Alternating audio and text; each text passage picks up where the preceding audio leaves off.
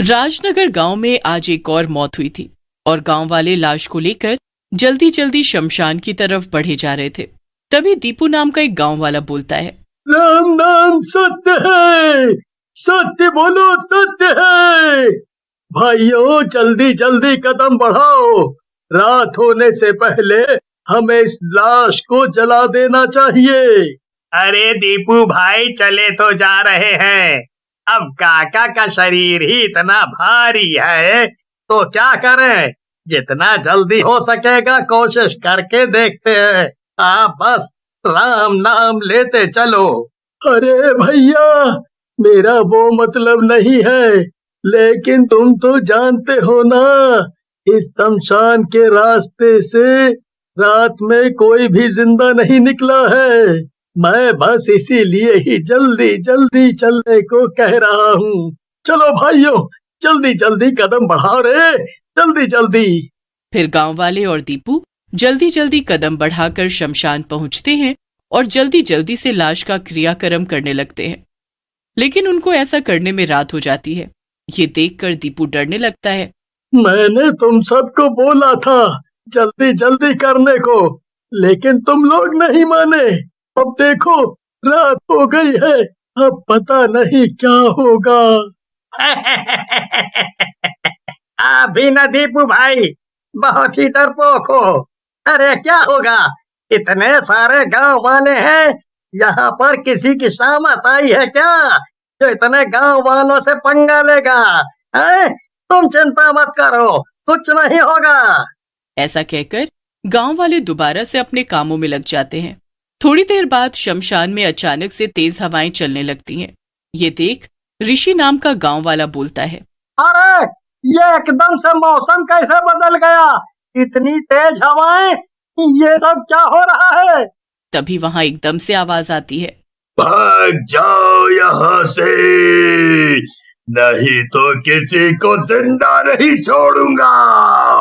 भागो यहाँ से। देखो देखो मैंने कहा था ना जल्दी जल्दी करो, लेकिन तुम सब नहीं माने। अब भुगतो, ये शमशान के शैतान हमें जिंदा नहीं छोड़ेंगे। मैं तो चला यहाँ से। ऐसा कहकर दीपू वहां से भागने लगता है, लेकिन शमशान का दरवाजा बंद हो जाता है और वहां लोमड़ियों के रोने की आवाजें आने लगती हैं। अरे दीपू भैया ये सब क्या हो रहा है? तुम सही कह रहे थे, अब हम क्या करेंगे? वहाँ तो शमशान का दरवाजा भी बंद हो गया है, इतना डरावना है ये सब। ऋषि की बात अभी खत्म भी नहीं हुई थी कि तभी जलने वाली लाश चिता पर से उठकर बैठ जाती है और हंसने लगती है। गांव वाले ये नजारा देखकर हैरान रह जाते हैं और इधर उधर भागने लगते हैं। अरे अरे मर गया रे, कहाँ फंस गया रे? बीवी ने रोका था कि मत जाओ, लेकिन नहीं ऋषि, तुझे तो रिश्तेदारी निपटानी थी। ये सब क्या हो रहा है? ये मुर्दा तो जिंदा हो गया, इसको हम जलाने आए थे, ये तो हमें ही मार डालेगा। तभी वो मुर्दा जल्दी चिता में से उतर जाता है और गांव वालों को मार डालता है। बड़ा आए थे मुझे जलाने के लिए, सबको मार कर खाऊंगा। मरने के बाद कुछ खाने को नहीं मिला है। राजनगर के शमशान घाट पर चुड़ैलों का वास था। ये चुड़ैलें शाम के बाद उस शमशान के आसपास या शमशान में आने जाने वाले हर आदमी को मार डालती थी। चुड़ैलों की मौत एक एक्सीडेंट में हुई थी, इस वजह से वो हर इंसान को अपना दुश्मन समझती थी। इन इंसानों ने मेरी और मेरी छोटी बहन की जान ली थी, अब मैं किसी भी इंसान को जिंदा नहीं छोड़ूंगी। सही कह रही हो चुड़ैल बहन, इन इंसानों ने हम दोनों को बहुत बुरी तरह मारा था। अब हम दोनों मिलकर जो भी इस शमशान या यहाँ से गुजरेगा उसको तड़पा तड़पा कर मारेंगे। उधर शमशान गए गांव वालों की मौत की खबर बाकी गांव वालों को मिलती है। ये सुनकर सब गांव वाले दुखी हो जाते हैं और सरपंच के पास जाते हैं और बोलते हैं, अरे सरपंच जी कुछ करिए, उस खूनी शमशान ने फिर से कई गांव वालों को मार डाला। अब हम क्या? तुम्हारी सब पीड़ा समझता हूँ मैं नमन बेटा, लेकिन अभी हम क्या कर सकते हैं? शमशान में क्या हो रहा है किसी को भी नहीं पता है, क्योंकि वहाँ से कोई भी आज तक जिंदा नहीं आया है। सरपंच की बात सुनकर वहीं पास में खड़ा पप्पू बोलता है, लेकिन सरपंच जी, इस तरह हाथ पर हाथ धर कर बैठने से भी कुछ नहीं होगा। हाँ, हमें कुछ करना होगा, नहीं तो इस तरह पूरा गांव खाली हो जाएगा एक दिन। हाँ। फिर बैठक का कोई नतीजा नहीं निकलता और गांव वाले और सरपंच ही अपने अपने घर चले जाते हैं।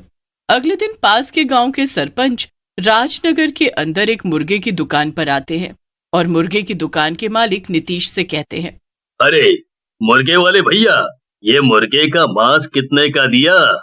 अरे सरपंच जी, आप जैसे देवता आदमी से पैसे लेकर मरना है क्या? आपके लिए तो बिल्कुल फ्री है।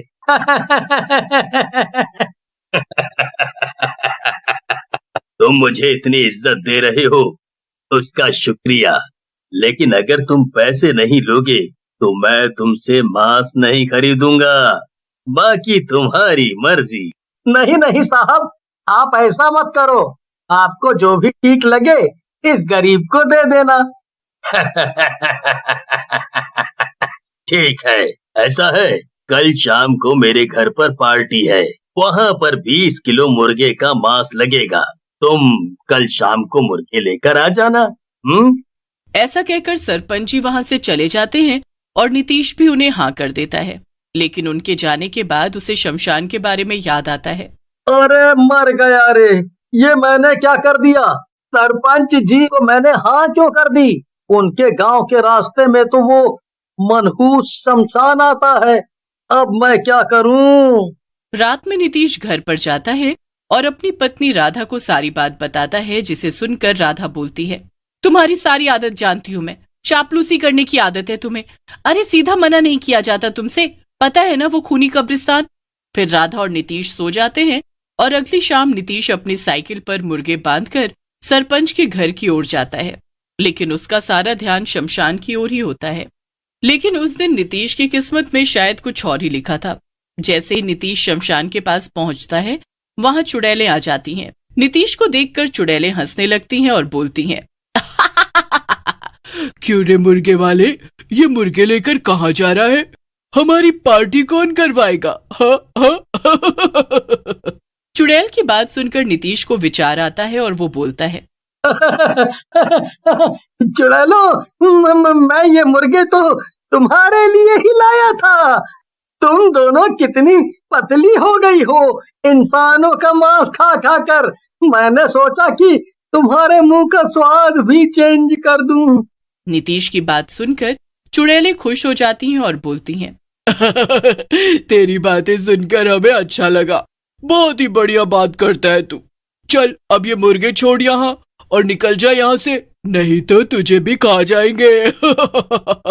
आप दोनों मुझ पर गुस्सा हो रही हो और मैं तो तुम्हारी पार्टी करवाना चाह रहा हूँ। चलो मेरे साथ। क्या कच्चा मुर्गा खाओगी? पका हुआ खाना? पार्टी भी है, नाच भी लेना। दीदी चलो ना इसके साथ, कितने दिन हो गए पार्टी किए हुए, मजा आएगा। ऐसा कहकर छोटी चुड़ैल अपना रूप बदल लेती है। उसे देखकर बड़ी चुड़ैल भी अपना रूप बदलकर सुंदर औरत बन जाती है और नीतीश के साथ सरपंच के घर की ओर जाती है। सरपंच नीतीश को देखकर बोलते हैं, ये किन बदसूरत औरतों को लेकर घूम रहे हो? सरपंच के मुंह से अपनी बेइज्जती सुनकर चुड़ैलों को गुस्सा आ जाता है और वो अपने असली रूप में आ जाती हैं। सरपंच, तेरी इतनी हिम्मत, तू हमें बदसूरत कहे? ऐसा कहकर चुड़ैल सरपंच को गुस्से में उठा लेती है। तभी वहां एक साधु, जो कि सरपंच के कुल पुरोहित होते हैं, आ जाते हैं और बोलते हैं, दुष्ट चुड़ैलों, छोड़ दो सरपंच को, तुम्हारी इतनी हिम्मत। ऐसा कहकर साधु चुड़ैलों के ऊपर भभूत फेंक देते हैं। भभूत जैसे ही चुड़ैलों के ऊपर गिरती है, वो वैसे ही जलने लगती है और थोड़ी ही देर में जलकर भस्म हो जाती है।